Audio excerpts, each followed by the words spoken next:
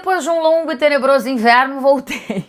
Fiquei aqui umas 2 semanas sem vídeo, quem sabe? Menina, fiquei com o olho roxo, teve uma pequena obra na minha casa, enfim, aí não rolou, mas tô de volta pra gente falar do clássico Grenal. Porque tem Grenal da Copa do Brasil, e eu não sei exatamente qual é o sentimento do torcedor e das próprias instituições.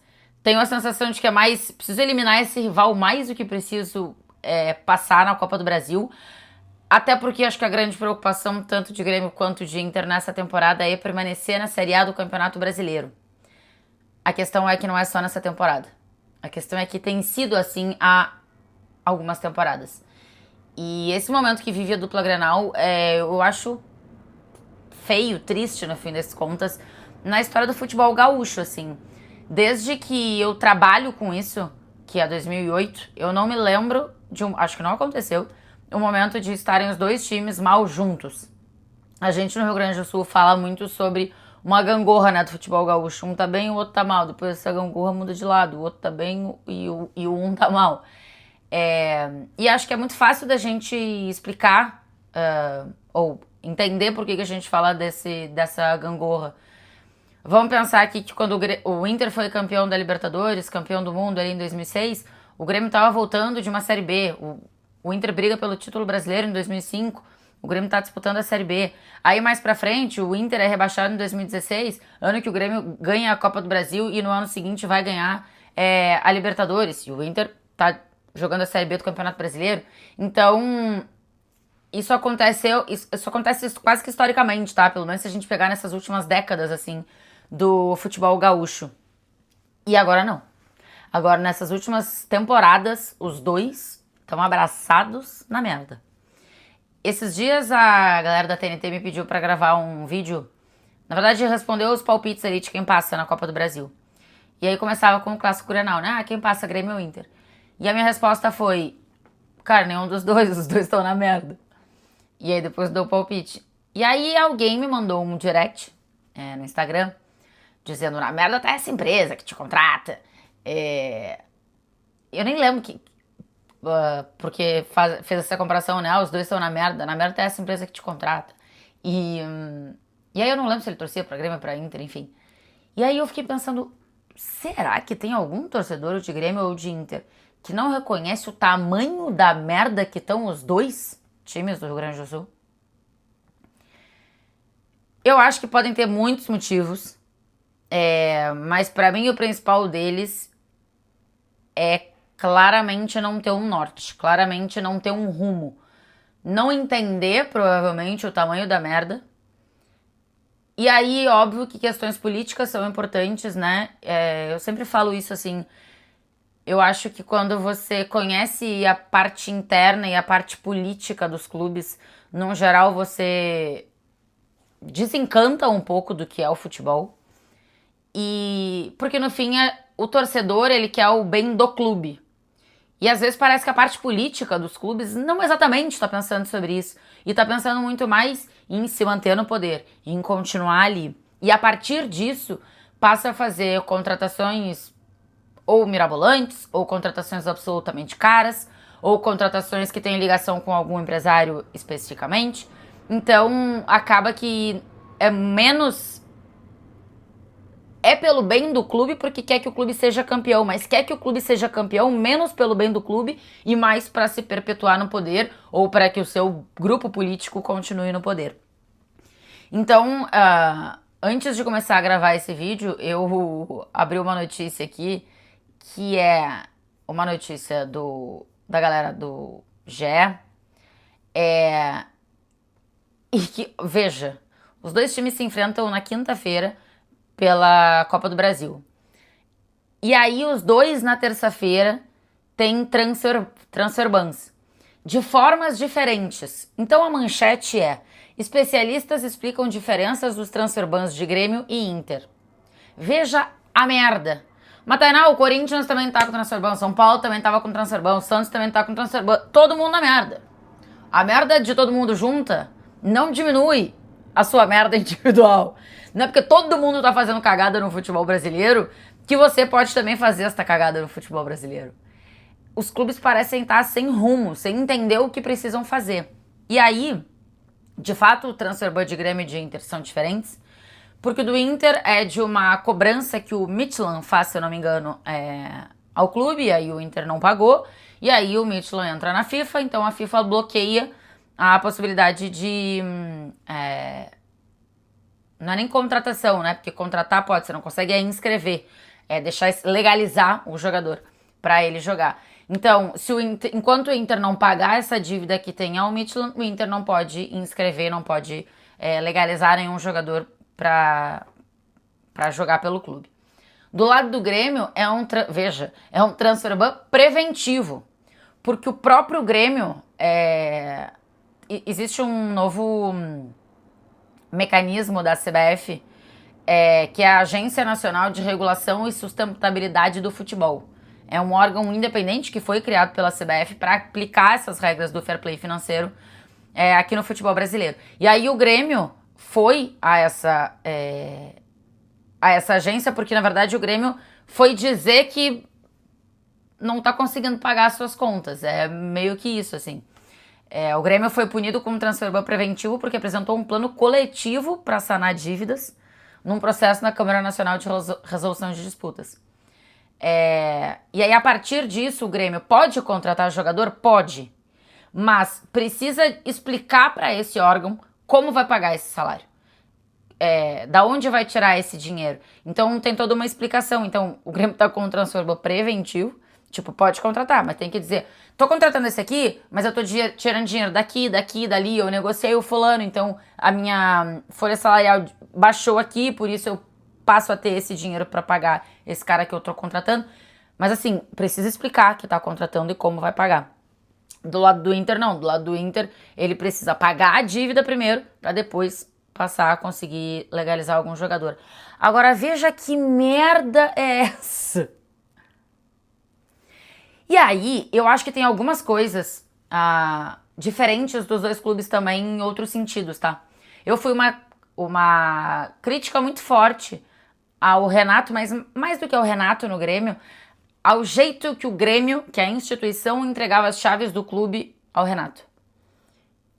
Porque o Renato tinha total poder de várias coisas ali, né? De tomar várias decisões. E isso eu acho preocupante, não só entregar as chaves do clube pro Renato, como acho preocupante entregar as chaves do clube para qualquer técnico. Principalmente no futebol brasileiro, que parece que a gente tem menos projeto. Mas a verdade é que o passado era Renato, parece que só piora. Porque ainda que o Renato tivesse a chave do clube e fizesse muitas coisas que eu discordava e discordo, parecia que ainda tinha alguma ideia. E aí, por que eu digo isso? Porque parece que em algum momento o Grêmio tinha uma forma de jogar e na base formava jogadores para alimentar essa forma de jogar. Então, o Matheus Henrique era muito o que o Arthur fazia antes. Então, tinha uma forma. Os pontas se repetiam. Então, sai um Pedro Rocha, vem um Cebolinha e assim seguia com pontas vindo, porque era um jeito específico do time jogar. Então, ali parecia que tinha alguma ideia, algum projeto estabelecido. Mas não pode o projeto do clube tá nas mãos e na cabeça de uma pessoa, e quando essa pessoa vai embora, este projeto acaba. Veja, eu não tô dizendo que eu concordo com todas as coisas que o Renato fazia e fez. Eu discordo de muitas delas, discordo de muitos processos, discordo de várias coisas. Mas ali tinha uma sensação de que tinha um projeto. Do lado do Inter, eu tenho a sensação de que isso não aconteceu com nenhum técnico nesses últimos anos. Agora, parece que o Pesolano encontra uma forma de jogar, mas ainda assim não tem uma regularidade tão forte assim. Mas o Inter rodou muito de técnico. E aí, às vezes, quando teve resultados bons, parecia um pouco na aleatoriedade. Eu não sei se o torcedor do Inter vai concordar comigo, mas quando briga por aquele título brasileiro com o Mano como técnico, parece alguma coisa na aleatoriedade. E aí, eu acho louco a gente tá falando aqui de dois times que estão com transfer ban, um preventivo e o outro não. Os dois que estão brigando na Copa do Brasil, mas os dois que têm campanha pífia no Campeonato Brasileiro. E que anos atrás Não sei se todo mundo vai lembrar, os dois se enfrentaram pela Libertadores em 2020. Foi, acho que, o último jogo que teve no futebol brasileiro, com portões abertos, inclusive, e depois tudo fechou, porque a gente estava vivendo a pandemia, iniciando a pandemia. Eu vivi um momento, quando eu trabalhei no Sul, eu comecei a trabalhar em 2008 e fiquei no Rio Grande do Sul até 2013, que era a dupla Grenal, ou o Grêmio ou o Inter estava na Libertadores. Não tinha temporada sem um deles na Libertadores. Não acontecia. E a gente teve algumas temporadas com os dois na Libertadores. E agora a gente tá falando de 25 jogos que a gente tem, se eu não me engano, no Campeonato Brasileiro, e de uma campanha ridícula que tem os dois times. O Inter no Brasileirão tem 24 jogos e 5 vitórias. O Grêmio tem 23 jogos e 6 vitórias. Gente, isso aqui é uma coisa grotesca. Não dá pra você ter mais de 20 jogos e você ter 5 vitórias, 6 vitórias. Aí bate o desespero. E aí você gasta contratando os caras. Você gasta contratando... Foi fantástico viver a ela, Luiz Soares do Grêmio. O Grêmio foi vice-campeão do Campeonato Brasileiro. E ninguém me tira da cabeça que aquele pênalti que não deram na mão do Yuri Alberto. Enfim. Mas vamos combinar aqui que era um time voltando da Série B e que foi muito arriscado se eu contratar o Soares. Tudo bem, o Soares acho que foi o time do Grêmio naquelas temporadas. Mas era muito arriscado. Era muito dinheiro. Do lado do Inter, faz contratações, por exemplo, Ener Valencia. É muito dinheiro. No momento que já tá cagado. Então, eu tenho a sensação de que os dois clubes são muito perdidos no projeto que eles têm. Se está estabelecido que financeiramente os dois times vivem situações tão preocupantes, tão delicadas, é preciso que se entenda esse momento, que se viva em algum lugar esse momento de escassez mesmo, e que a partir daí se use a base principalmente para alimentar o profissional e que tenha trabalhos que tenham alguma organização para conseguir resultados. Pensando especificamente nos times, no jogo e tal, eu acho que ali quando os dois conseguiram avançar na Copa do Brasil, o Inter eliminando o Corinthians, o Grêmio eliminando o Mirassol, parecia ali que tinha alguma coisa que dava para pensar que os dois poderiam apresentar. Porque acho que o Pesolano entendeu o jeito que o Inter precisa jogar. Só que às vezes o Inter vai precisar propor jogo, né? E aí, do jeito que o Pesolano entendeu que o time funcionaria, aí ficou um pouco mais difícil. Mas ainda assim, ok, acho que é um momento que o clube pede para que se jogue dessa forma. E tenho a sensação de que o Inter se mostra mais organizado com o Pesolano na temporada. No Grêmio, eu tenho a sensação de que é um Grêmio patinando o tempo inteiro com o trabalho do Luiz Castro, assim, parece que não sai do lugar, parece que você vê alguma coisa, e eu acho que algumas contratações foram importantes pro Grêmio agora, nesse pós-Copa do Mundo. Acho que a chegada do Wallace, acho que a chegada do Caito na lateral direita, principalmente, são dois caras que eu acho que agregam, assim. Aí a volta do Vila Sante, acho que podem ser caras que mudam um pouco a qualidade que o Grêmio tem no campo. Mas falta organização. A contratação do TT, por exemplo, é uma contratação que ainda não deu resposta. E que certamente não é um jogador barato, mas que ainda não deu resposta. E acho que até houve uma insistência do Luiz Castro nele, e uma insistência também, né, no Pavão na lateral direita, e aí quando se colocou o Pavão pra ponta, que é o lugar dele, efetivamente ele começou a dar mais resultado. Mas acho que mais do que... Porque, sinceramente, como torcedor, esses dias eu vi alguém, não me lembro quem, dizendo... Não, porque o meu time faz muito tempo... O time X, não era o meu time, né? Era o time X, faz muito tempo que não grita campeão. Então, eu acho que o torcedor desse time prefere gritar campeão na Copa do Brasil, na Sul-Americana, e cair do que não gritar campeão. E eu acho que só quem não é torcedor pode pensar que alguém pensa isso. Porque não tem... Eu acho, vocês me digam nos comentários aqui, se tem chance de um torcedor do Grêmio ou do Inter preferir avançar na Copa do Brasil e vencer a Copa do Brasil e ser rebaixado do que ser eliminado e não cair no Campeonato Brasileiro. É porque como é um Grenal, e obviamente é um mata-mata, todo mundo quer título e tal, os dois querem passar. Mas a verdade é que os dois estão na merda e eu diria que vai ser melhor pra quem não passar. É a loucura que vive o futebol gaúcho. Acho que as enchentes podem ter alguma relação com isso. Não é um processo ali que os dois clubes ou jogaram de portões fechados, ou com muito pouco público, ou fora do estado, inclusive. Acho que pode ter alguma coisa, mas assim, muito pequena em relação a isso. Óbvio que eu entendo tudo que o Rio Grande do Sul passou ali naquele momento. Financeiramente, acho que tem alguma coisa, né, importante. Mas isso foi 2 anos atrás, certo?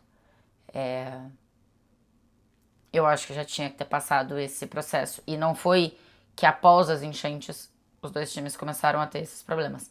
Antes disso, os times já vêm com temporadas ruins. Então, eu não sei o quanto o torcedor está disposto a passar por tempos de vacas magras.